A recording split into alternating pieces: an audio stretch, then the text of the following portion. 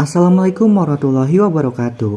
Halo teman-teman, apa kabar semuanya? Semoga dalam keadaan baik dan sehat selalu. Dan selamat datang di V-Film. Pada kesempatan kali ini, saya akan membahas alur cerita dari film The Next 365 Days atau season ketiga dari film 365 Days, di mana ini merupakan cerita film yang mengisahkan perjalanan cinta dari bos mafia, yaitu Don Massimo Torricelli dan Laura. Untuk kalian yang belum menonton dari season sebelumnya, kalian bisa melihat alur cerita sebelumnya yang akan saya sertakan linknya di deskripsi. Oke, sebelum lanjut, untuk kalian yang belum subscribe, silahkan untuk subscribe terlebih dahulu, karena dengan itu channel ini bisa berkembang lagi ke depannya. Dan tanpa banyak basa-basi lagi, kita langsung saja ke alur ceritanya setelah intro berikut.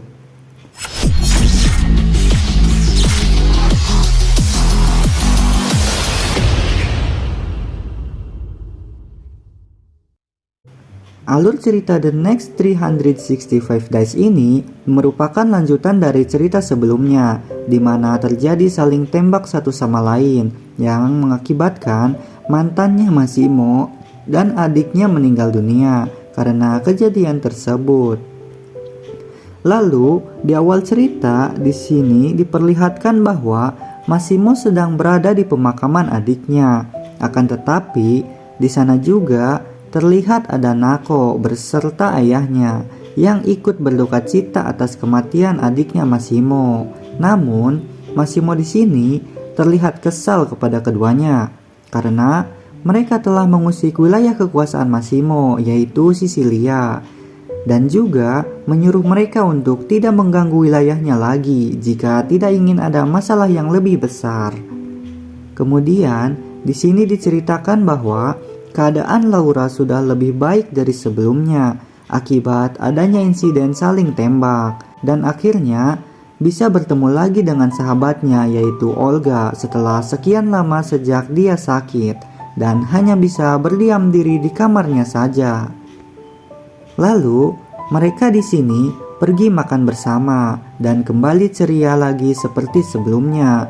Akan tetapi, saat mereka sedang makan bersama, di sini tiba-tiba Laura mendapatkan telepon dari Nako dan Laura segera meninggalkan Olga untuk mengangkat telepon dari Nako.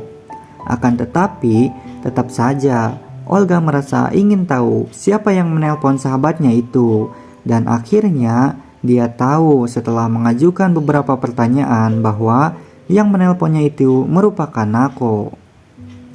Selanjutnya, mereka pun pergi untuk berdansa, dan di saat itu juga, saat Laura telah berkeliling, tak sengaja dia melihat Nako. Namun, di sana Massimo segera menghampirinya terlebih dahulu dan segera mengajak Laura pergi ke suatu tempat untuk bersenang-senang. Namun, saat berada di rumah, Massimo mendadak menanyakan tentang yang sudah dilakukan Laura di pulau bersama Nako saat Laura kabur dari Massimo. Dan di sini terjadi perdebatan juga. Laura memberitahu bahwa dia keguguran karena kecelakaan yang terjadi padanya. Dan di sini Massimo malah semakin marah dengan apa yang telah didengarnya dan langsung pergi meninggalkan Laura. Akibatnya, hal ini hubungan antara Massimo dan Laura semakin renggang dan tidak seperti biasanya. Laura pun mencoba menyibukkan diri dengan karir yang dijalaninya, sedangkan Massimo juga menjalankan bisnisnya.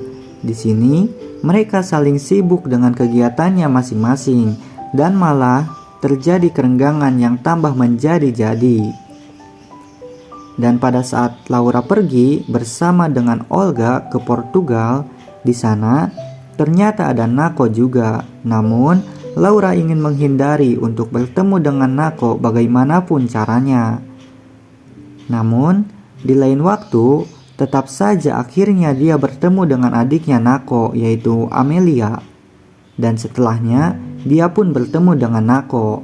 Juga, di sini Nako membawa Laura pergi ke rumahnya dan membicarakan sedikit tentang hubungannya dengan Laura, bahwa Nako masih menyimpan rasa kepada Laura dan akan menunggunya sampai kapanpun, sampai benar-benar Laura sudah siap dengan keberadaan Nako.